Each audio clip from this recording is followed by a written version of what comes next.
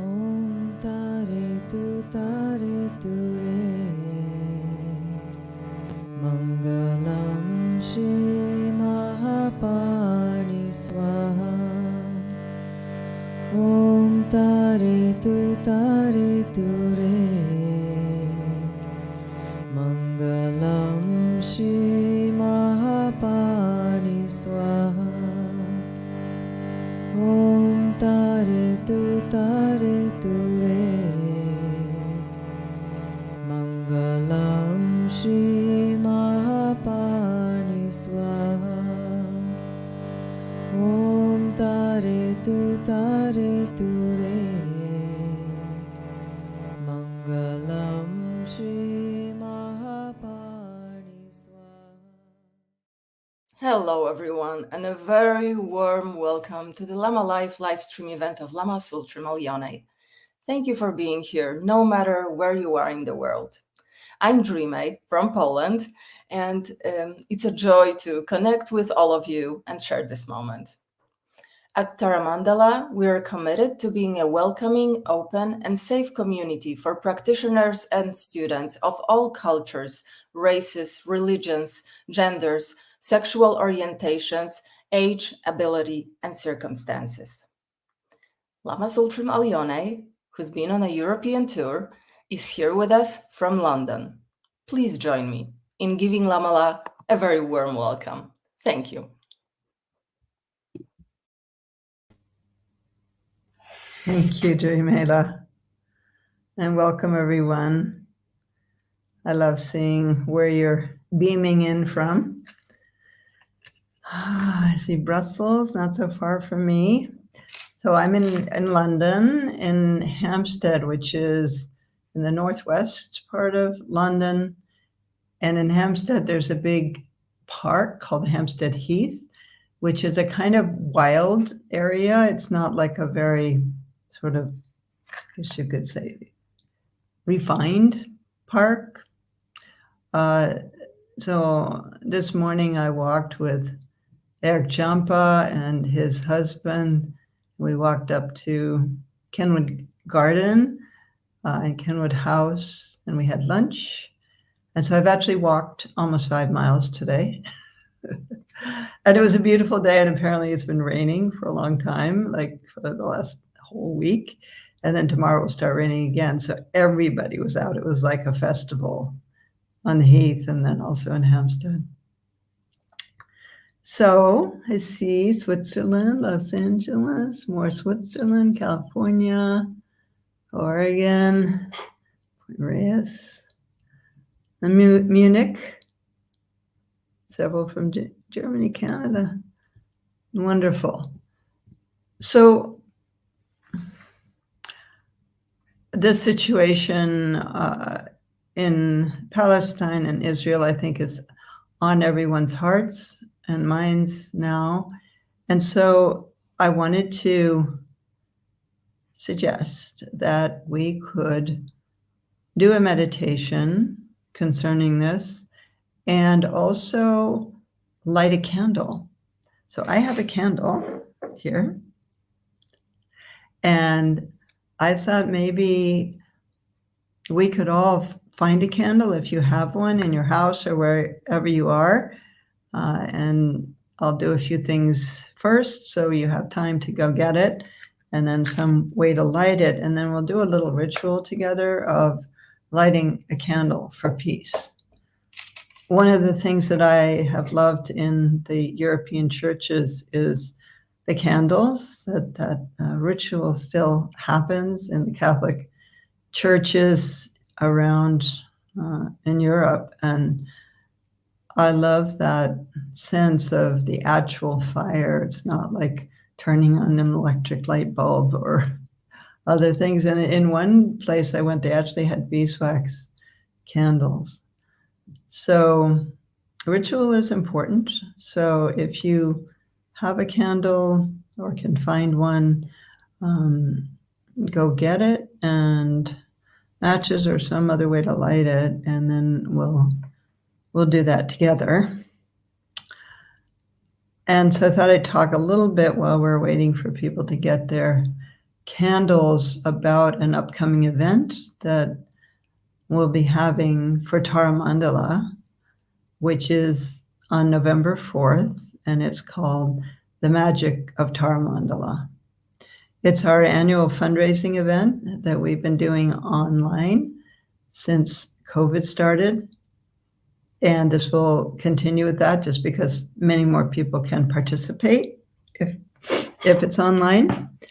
And I'll be there. And Shiva Ray has agreed to come and lead a dance party for part of it.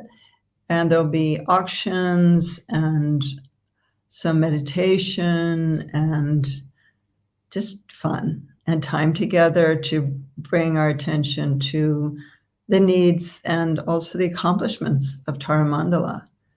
We are entering, next year will be our 30th year in action. And so we're marking that and beginning that process, but we'll have a big event in the middle of next summer, in the weekend that divides July and August on the land. I don't think announcements about that have gone out yet, but it will be between the Magyu gathering and the Osalninti gathering. There'll be a weekend of celebrations on the land, and we will be telling you about that soon. But the November 4th event is at 11 a.m. Colorado time, and we'll go for an hour and a half. And it would be wonderful if you came and brought your energy to that and support Tara Mandala. I believe it's an important place, and we function not only in Colorado on our land, but we function also throughout the world, internationally and online. So I believe it's a worthy cause to support, and I hope you'll come. And I think it'll be fun. So, okay. Everybody get their candle? See, Katya has hers. Okay, so I have mine. And if you don't have a candle, you can have a metaphor candle, a symbolic candle. And so let's take a moment and think about our prayers for peace, our prayers to end violence throughout the world. Human beings have just been killing each other and violent to each other since the dawn of time, and it doesn't seem like they've learned anything. They just keep doing it, which is really sad. That's what I find most heartbreaking. Like, haven't we learned anything as humanity? Just that violence leads to violence. In any case, we can bring our energy to this and pray for peace. And as I've said before, meditation is activism. And so let's take a moment of silence and feel all the places in the world. We can't forget about Ukraine and many other places in the world where there's outer conflict between countries, but there's also so much domestic violence and children being trafficked and smaller pockets of violence like that that are happening throughout the world. So let's raise the intention to light our candles for peace, for an end to violence, so that nobody has to grow up with violence. Let's set that intention. And I think it's always more powerful to meditate on what you want to see rather than what you want to see stopped. So let's see peace.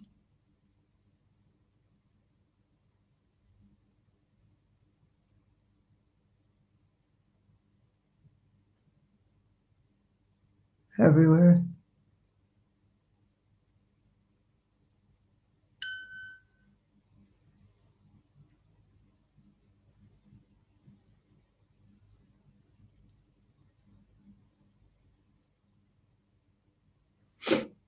Pray for peace.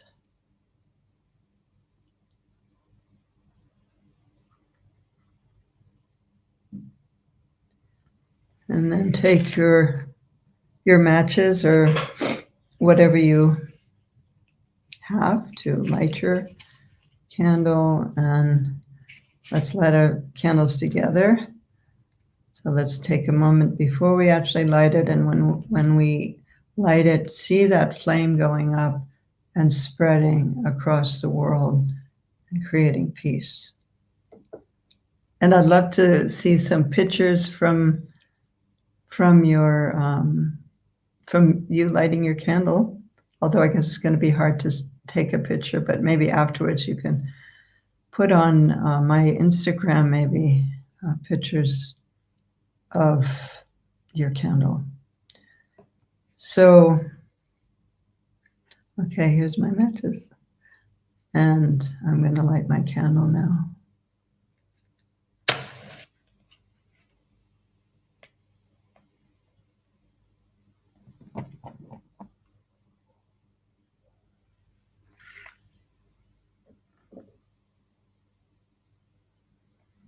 Here it is.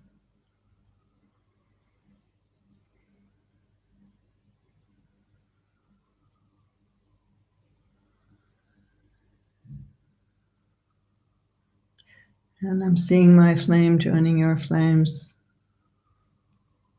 spreading.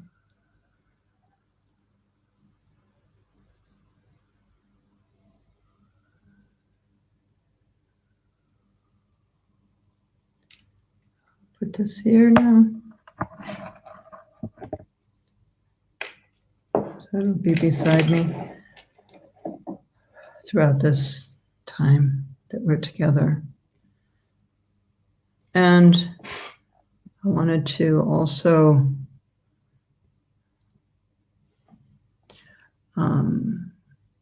do a meditation for peace between Palestine and Israel, and do a green Tara practice for that.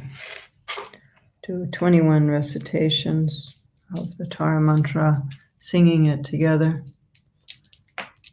And you ready? Ready to do some Tara for peace? Yeah. We need her. Thank you. So what we'll do first is visualize ourselves as green Tara. She is a luminous green. Her whole body is brilliant green. She doesn't have intestines and a heart and so on. She's just light. And the green is the energy of the karma family, which is the family connected to activity. So green Tara is known as an activist. She is meditation in action. She's called Nyurma Palmo, and that means noble, swift moving one, first responder. She's green.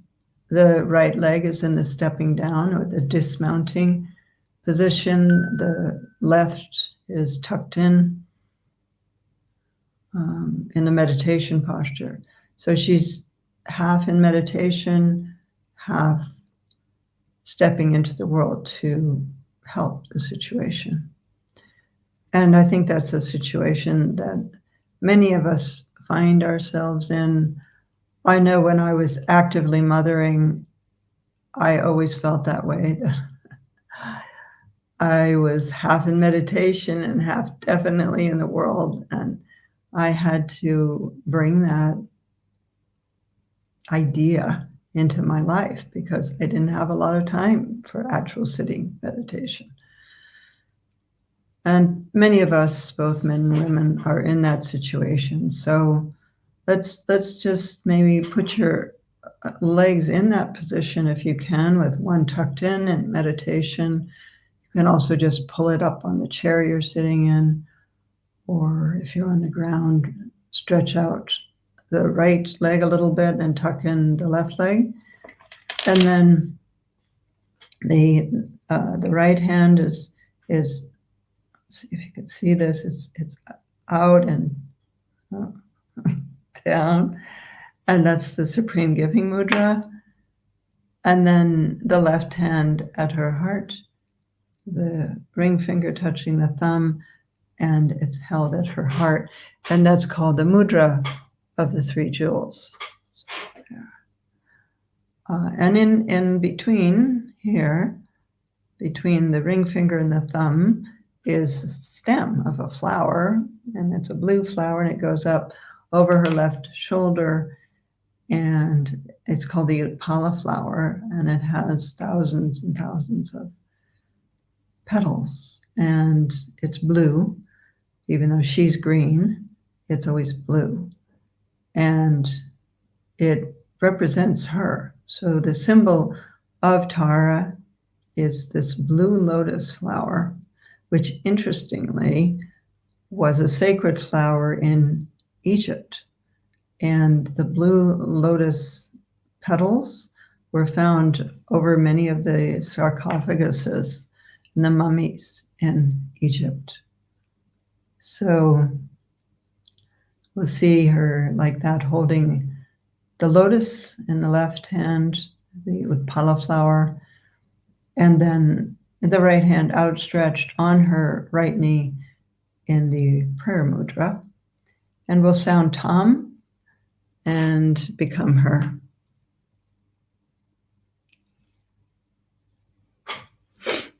Okay, ready, everybody? So if you want to put your hands in this posture, you can also do that.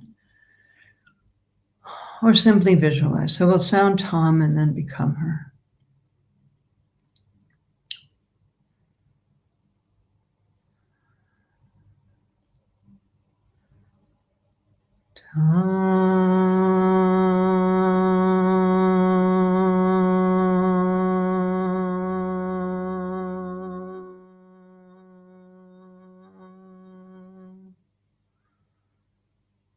You feel your body is now green light. You are Tara. And then we'll sound the Tam again. And this time, send light out to the Buddha fields where all the Taras dwell, inviting them to send their wisdom and blessings back into us as Tara. Those are called the Jnana Sattvas, the wisdom beings. So we'll sound the second Tam, send that light out as an invitation. It's not coming back yet. This is simply the invitation light. It's like an offering of light. Second Tam.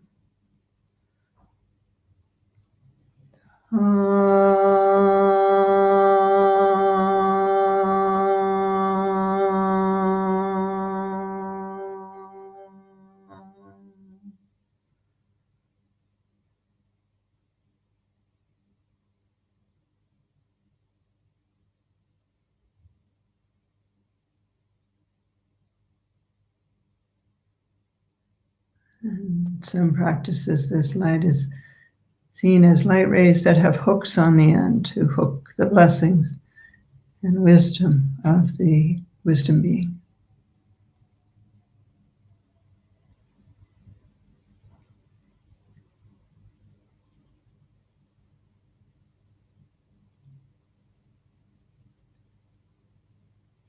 And then we will sound it the third time and see the wisdom and blessings coming back into us as Tara from all those wisdom beings.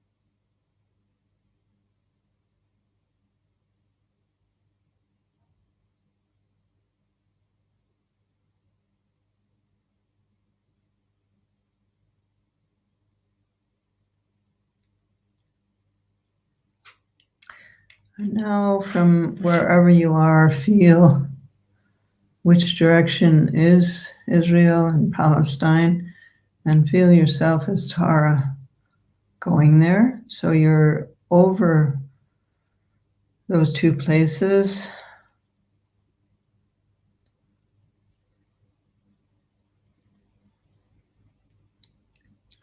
And particularly over the borders. And you're beaming your green light down, and you're causing love to replace hatred in the hearts of those that are there,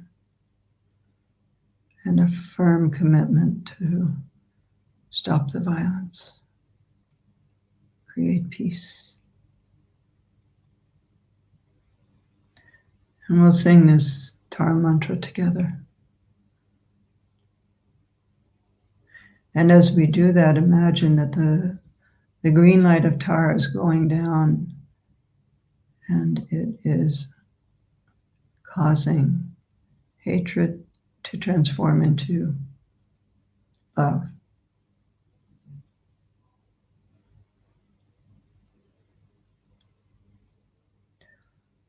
Om Tare Tu Tare Tu Re Swaha.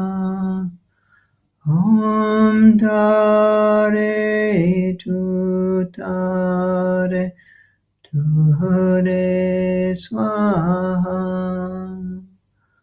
Om Tare Tu Tare Tu Re Swaha. Om Tare Tu Tare Tu Re Swaha. Om Tare Tu Tare Tu Re Swaha. Om Tare Tu Tare Tu Re Swaha. Beaming down, creating peace. Om Tare Tu Tare Tu Re Swaha. Om Tare Tu Tare Tu Re Swaha.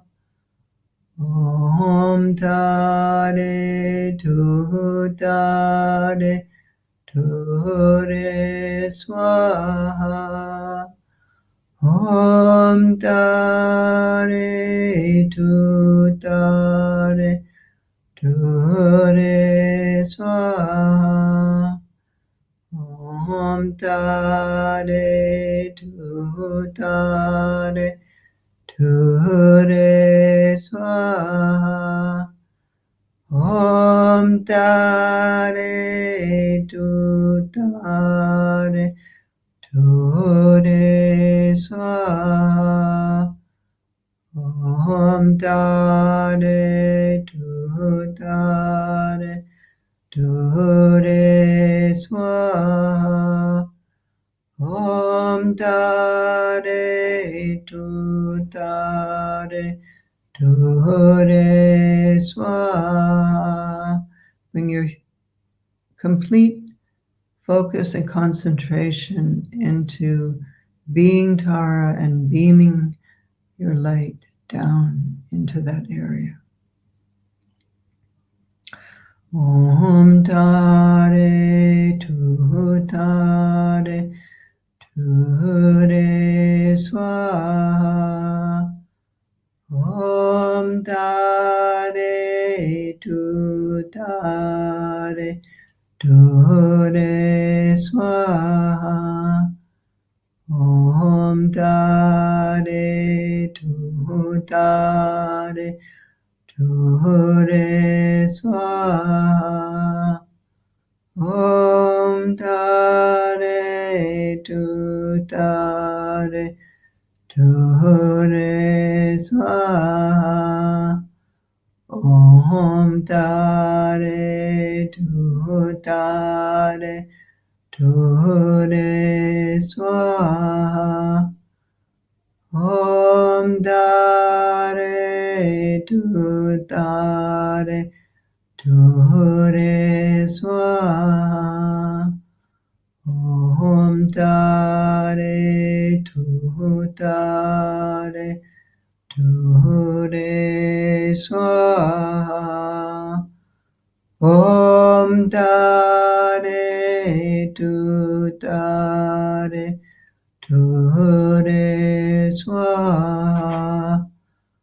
Om Tare Tu Tare Ture Swaha. Om Tare Tu Tare Ture Swaha.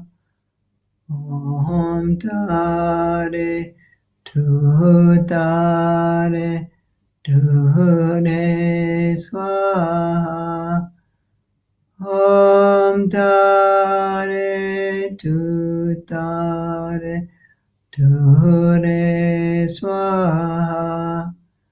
Om Tare Tu Tare Ture Swaha.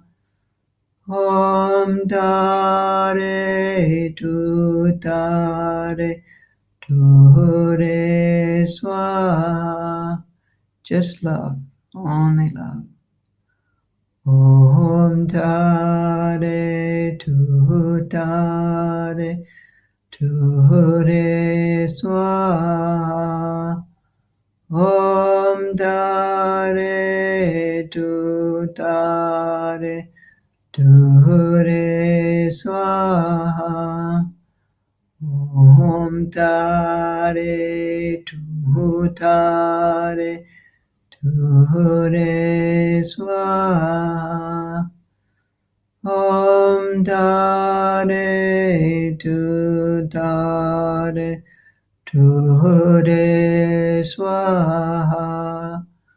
Om Tare Tu Tare Ture Swaha.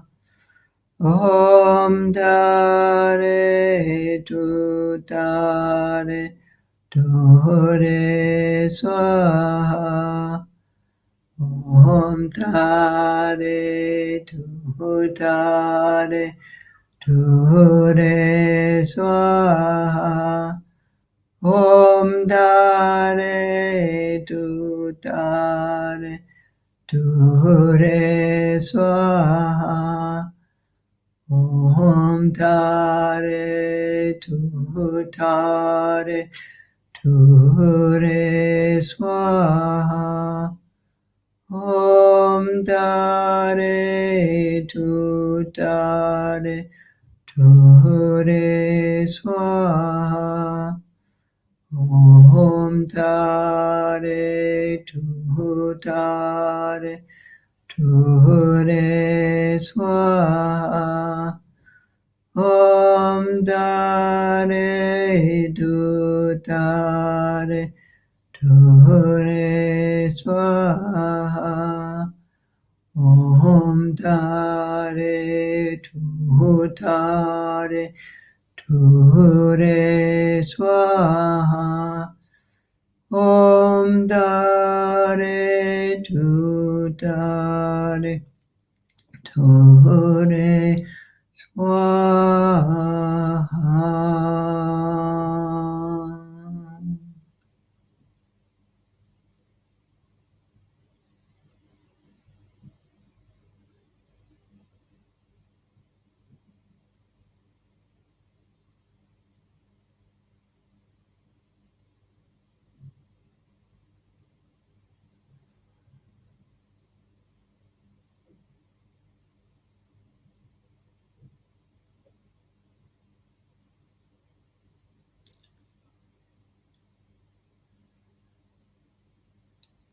And then dissolve your body as Tara. dissolving it from the top down to your heart, where there's the Tam, and up from the bottom into the Tam in your heart. And then the Tam dissolves from the bottom to the top until there's just a tiny sphere of green light.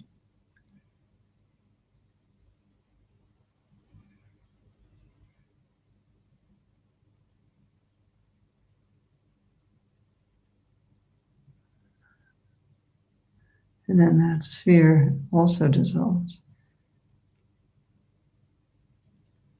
And rest in open awareness.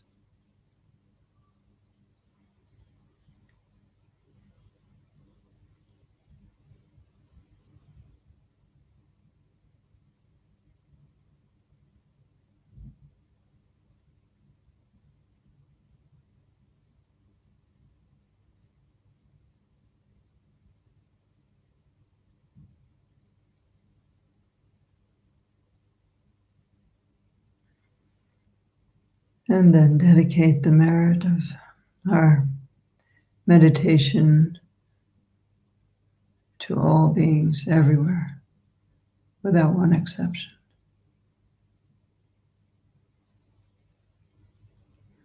May they have happiness and the causes of happiness, and be free of suffering and the causes of suffering.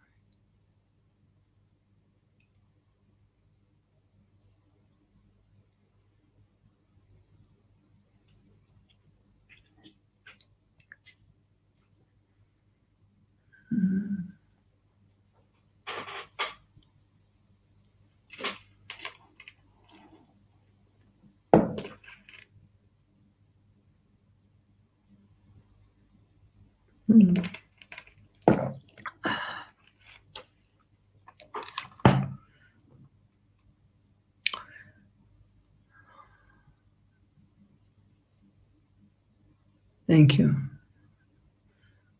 Thank you, everyone, for doing that with me. I'm sure you've heard me say meditation is activism, and I believe that it is. And I had a really interesting experience this week.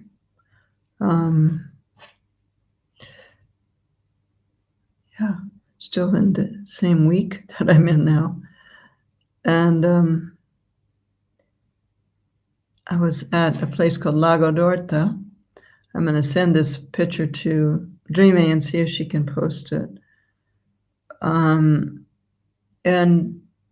we were standing kind of above this very sacred lake and sacred island and looking out, and suddenly there was a spherical rainbow in the sky, kind of like a sphere. And then this Tara appeared in a green sphere. And I'm going to send this now on WhatsApp to Dreame. I don't know if she can post it while we're on here, but it's pretty amazing.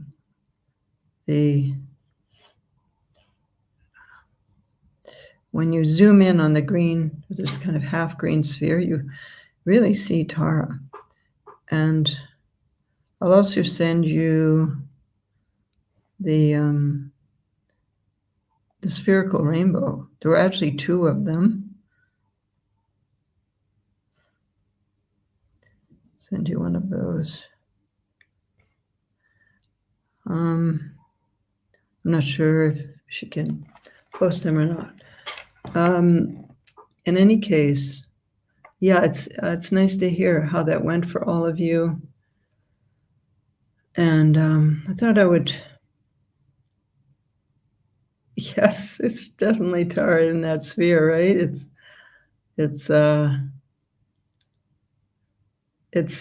yeah. I hope we can post it. I think Dreame is probably trying to do that right now. And if not, we'll post it on our Tara Mandala network, just called Mighty Networks. And by the way, that's a good thing to know about. If you don't know about it, we now have this platform, and it is safe and private, unlike Facebook.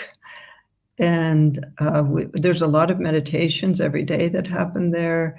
There's a lot of community building and so on. And Dreame is actually in charge of helping people get on it if they have trouble. And she can maybe put a note about that. Looks like she's done that already. So I thought I would open it up now to see if you have any questions or anything you'd like me to talk about today. And so as I'm waiting to see if there's any questions, I thought I'd tell you a little bit about my trip to Europe, which is now at an end. It's been 2 months, and actually landed here in London at the end of August, and stayed for a week here in Hampstead, recovering from jet lag and walking on the heath, and had dinner with my old friends Jill Peirce and Rupert Sheldrake. I don't know if you're aware of either of them and their work. And now their sons have become quite famous. Merlin Sheldrake wrote a book about mushrooms. Trying to remember what it's called. You can probably look that up as well. And Cosmo Sheldrake is a musician, also quite well known. So I had dinner with them, Michael and I did, and then went to Germany and taught in Berghof, which is actually in an area called Weissen. That's a really beautiful area, not far from Frankfurt, with kind of rolling hills and little ponds and lakes and hot springs.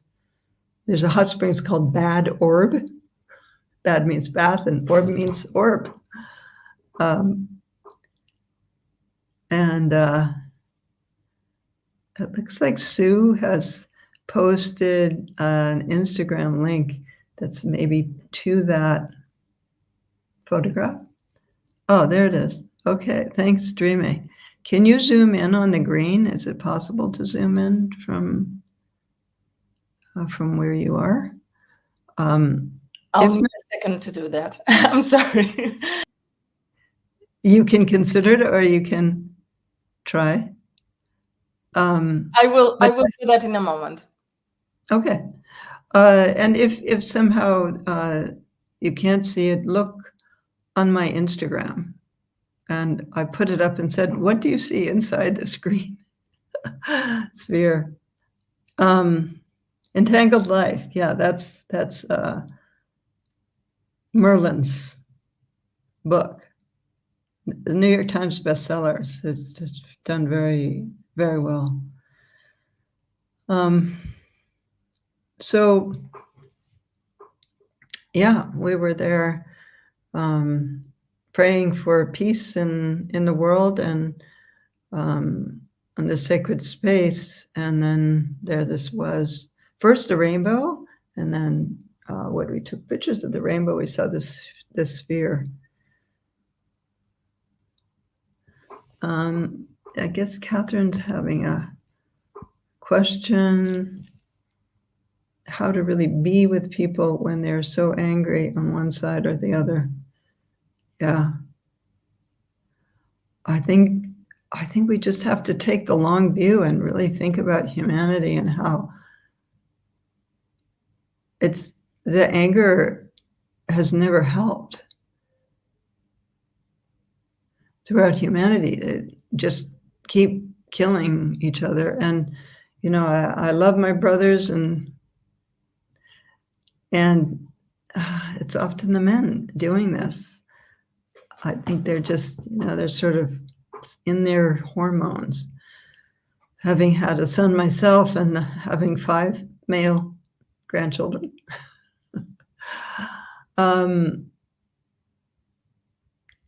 I mean, when's it going to stop? When's it going to stop? And so the only way it's going to stop is by people stopping. But I think your question is, how do you be with that anger?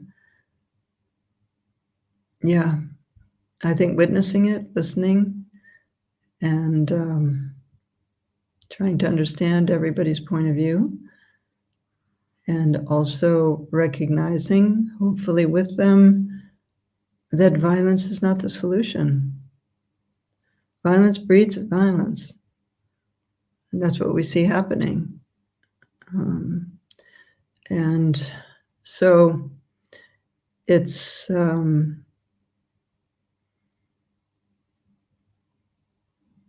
easy solutions, unfortunately.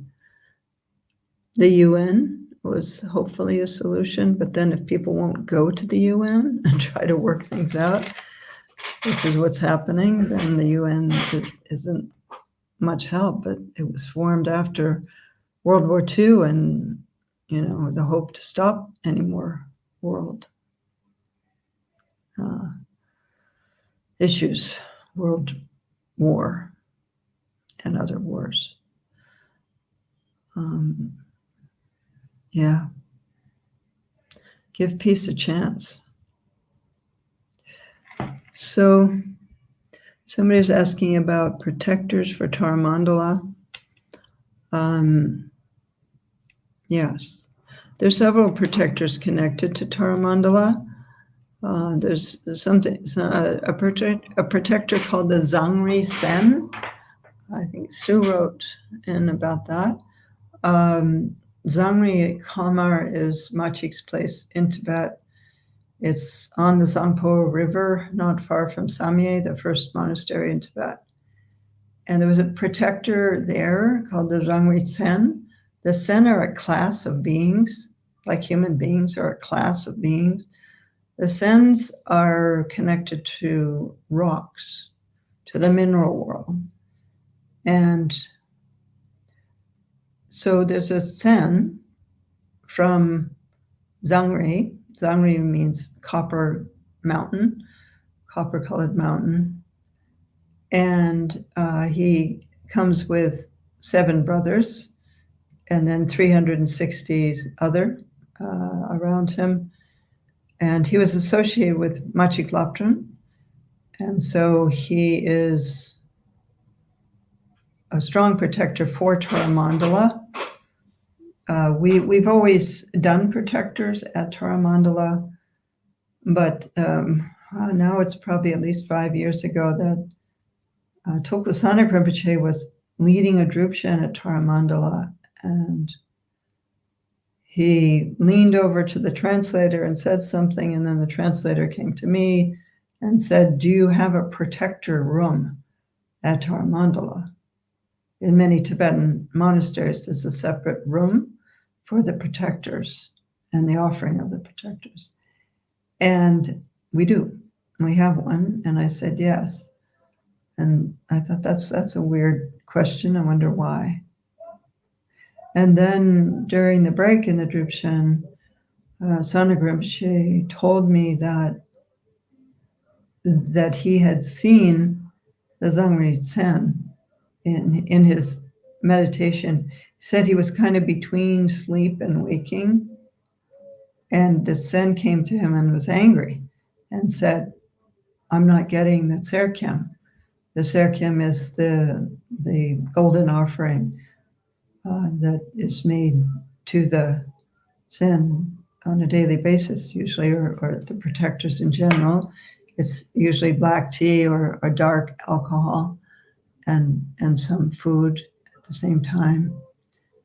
And so he'd seen this Sen in a vision and said, the Zangri Sen isn't getting fed, isn't getting the offering, and he's angry. So he said, we need to start this right away to feed the Sen and make the offering to the Sen. And so then he created a little, he didn't create it, he pulled it from a traditional text, the offering to the Sen. And since then, we have always done that practice to the sun. Somebody's playing some music outside where I am. I hope it's not disturbing you. And so that's one of the protectors of a Tara mandala. And we also have a Nagini, a white Nagini. Naginis are water spirits. And what happened is that when we were practicing for the water, we had a drought, really serious drought at Tara mandala, and all of our wells dried up, which is a pretty serious problem. We were shipping water, trucking it in from Pagosa Springs, which was extremely expensive, and ridiculous, amount of gas and trucks and so on coming in. And so we were doing a practice for the water with Tukusana. He was there at that time. And with the Nagas, you offer a lot of dairy products like milk and cheese and butter and so on. And so we were offering the serkim with milk, a big serkim, like pouring gallons of milk. And so I was in meditation at the time, and I saw this white Nagini, and she was big, really big. And she was so grateful and relieved that finally she was getting some offerings, because we hadn't been doing Naga offerings regularly. And it was a very strong experience for me, how real she was. And so after that, I said, we need to do the Naga offerings at least twice a month. And so we started doing that. We continue to do that. And when my throne was made at Tara mandala, they said, what do you want on it? What do you want painted on it? And her presence was so strong for me. I said, paint the white Nagini on it. And so the back of my throne has actually 2 white Naginis. So there's them. And then I also had an experience when Tara mandala was founded of a very old, sort of almost like Neanderthal type of being that was connected to Tara mandala, who was, I just saw him there. And also several Native Americans saw a male figure wearing white that they said was also connected to Tara mandala.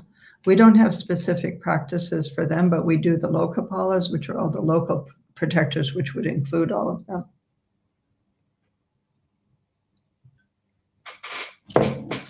So Shana was saying, what were you doing before at the time? Yeah, that's an interesting question, because there's a project that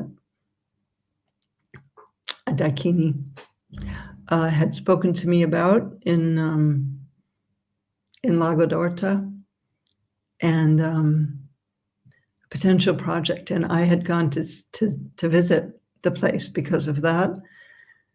And we were just there looking at the land and the place. And that's when it happened. So I said to her, this is a really good sign. And then the funny thing was, I had just finished teaching that day. And that morning I had said, lamas look for signs. Like, they really live their lives a lot according to what signs happen. They watch it, that it's not just sort of things happen and you don't notice and you don't take account for them. That lamas really watch for signs, and then those are indications of things. And so I had just said that that morning, and then that happened. So that was funny. We were laughing.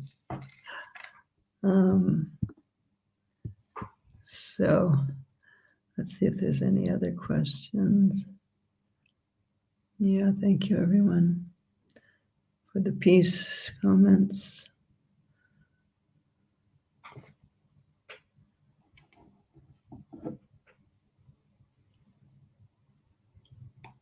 Mm-hmm.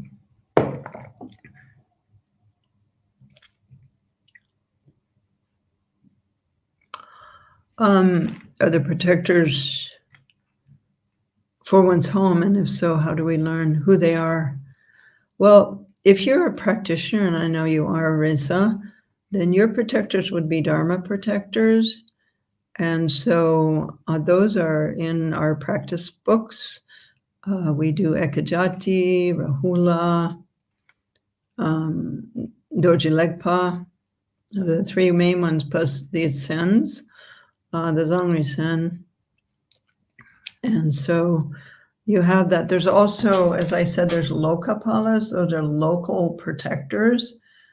Every place has energies around it that are unseen beings. And by the way, Eric Champa has a wonderful book called Unseen Beings about this subject.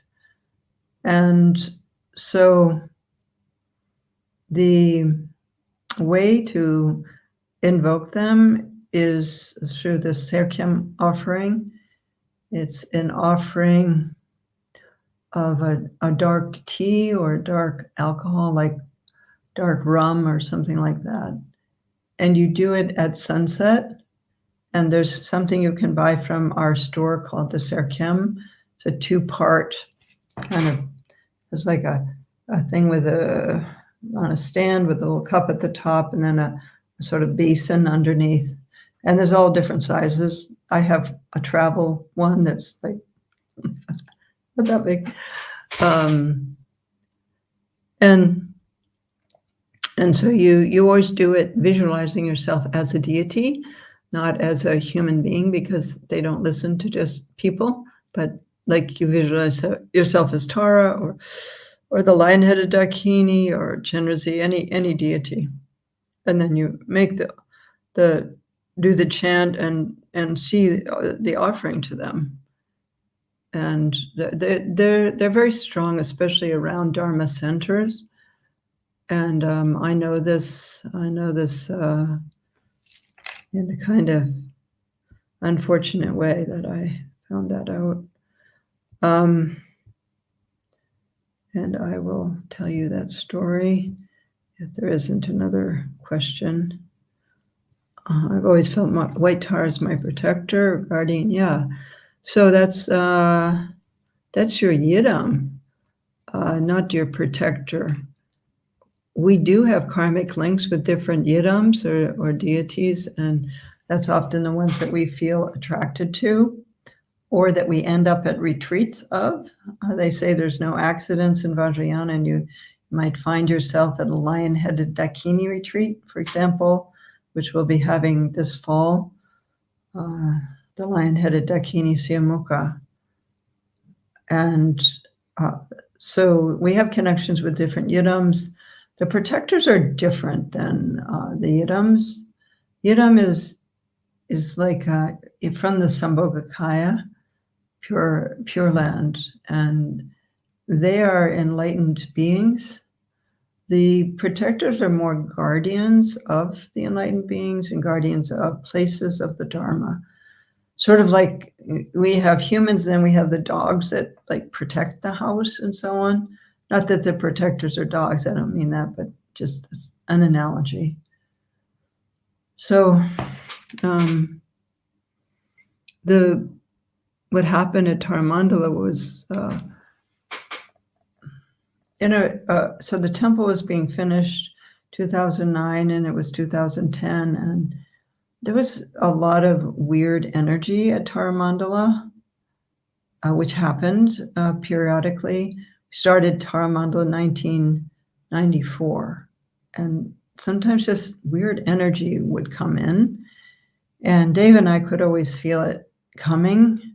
And at that time, he said to me, this is really bad. What's coming in now, I've never felt anything quite like this. And I felt the same way. It was like, this is like, and the feeling I get in my body when it comes is almost like something's tearing at me. Something's tearing me apart. And so I gathered everyone in the community together and I said, we have to start doing protectors every day, because we weren't. We were just doing them sometimes, was sporadic. And so I said, every day we have to start doing protectors every single day, because there's something really negative coming in, and others could feel it as well. And so it happened for a while. And I asked this group to be in charge of it that were more serious practitioners. But I didn't put one person in charge, making sure it happened. Just said, I'm putting this for you all to take responsibility that this is done. And then wasn't that long after, like 10 days later, some people were sick, some people left the land, etc. And it didn't get done one night. And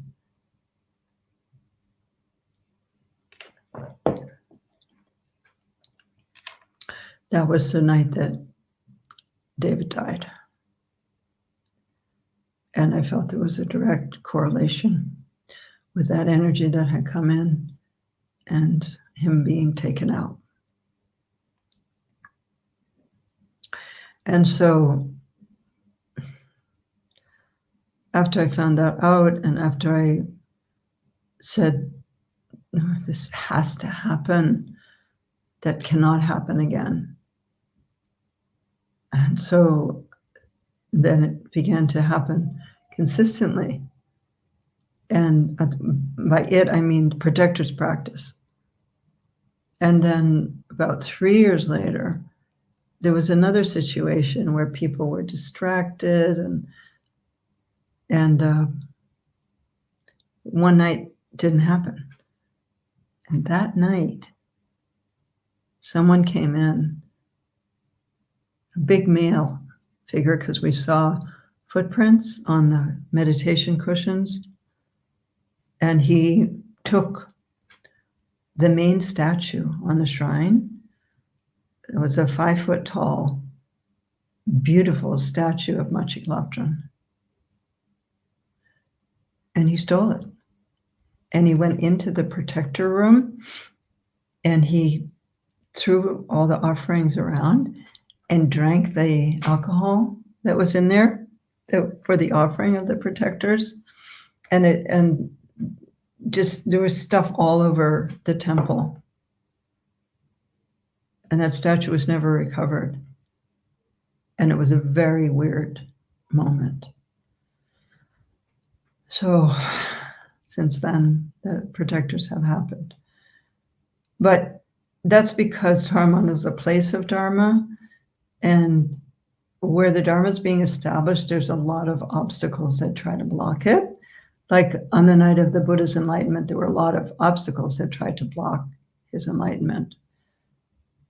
Right? Because if there's a strong power of good, there will also be a strong negativity. And so that's why it's so important that it's done there. And I know this from experience now. You know, I have this experience. So I'm not saying that to scare anyone. I'm just saying the importance of protectors if you're involved with the Dharma in a deep way. And if you're not, then you don't have to worry about that.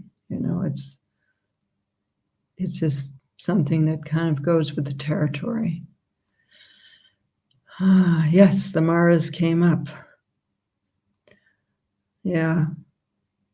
Yeah, it does make everything more real. And thank you, Annette, sorry for your loss. It was a big thing. And everyone who knows me knows that. So we've reached the end of our time today. Tomorrow I'm flying back to the United States.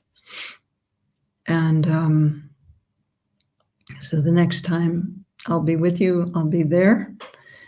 In the meantime, we have Ellen Church, who is one of my oldest students and really expert in the mandala and in the Siyamukha practice. She'll be one of the teachers for that retreat, and she'll be doing Lama Live next weekend. So that will be wonderful. She's a really wonderful, special being. So thank you, everyone, for being with us today, and for your practice and your prayers. And yeah, these are difficult times. It's just feels like a powder keg, that whole situation. And we have to stay steady and stay peaceful in it. Embody peace. Embody peace. And meditation is activism. So keep doing your activism. And lots of love and gratitude to everyone in Europe who I saw and taught, and new friends I met, and some beautiful places that I went. And it's been a really wonderful trip. And I wish you a beautiful evening if you're like me in Europe, and day if you're in the United States, and whatever time it is where you are in other countries, I wish you the best. And let's keep this light of peace. I've got my candle here. I'm going to keep that going. Let's keep that flame alive. And thank you for joining me today. Let's take a moment and dedicate the merit of our time together, and the light that we have ignited, may it benefit all beings everywhere.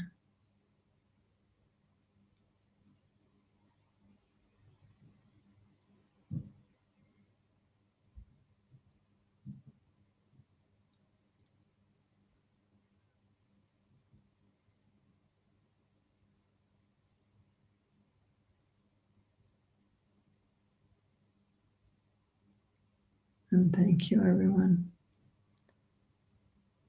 May all beings benefit. May all beings have happiness and the causes of happiness, and be relieved from suffering and the causes of suffering.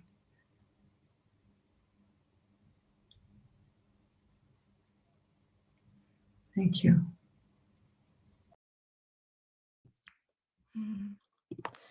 Thank you so much, Lamala, for your guidance always, and for being there for us also in this moment. May the teachings we've received today from you guide us, protect us, and those in need, and fill our lives with compassion and love. And thank you all for being here, watching this live or through the recording. Your commitment to practice and peace truly matters in our collective aspiration for a more serene and compassionate world. Thank you. We hope to stay connected through Lama Live, but also through celebrating the magic of Tara Mandala with Lama Tsultrim on November 4th. And finally, following the tradition going all the way back to the time of the Buddha 2600 years ago, you have the opportunity to make an offering of dana to Lama Tsultrim. Dana is a Pali and Sanskrit word that means generosity, and dana directly recognizes the precious gift of the teacher and the teachings, without which one could not practice the Dharma. If you would like to offer dana, Please follow the link you will see in the chat in a moment. Thank you so much, everyone. And may we meet again and again on the path, and may all beings benefit everywhere. Om Tare Tu Re Mangalam Shri Mahapani Swaha Om Tare Tu Re Mangalam Shri Mahapani Swaha Om Tare Tu Re Mangalam Shri Mahapani Swaha Om Tare Tu Re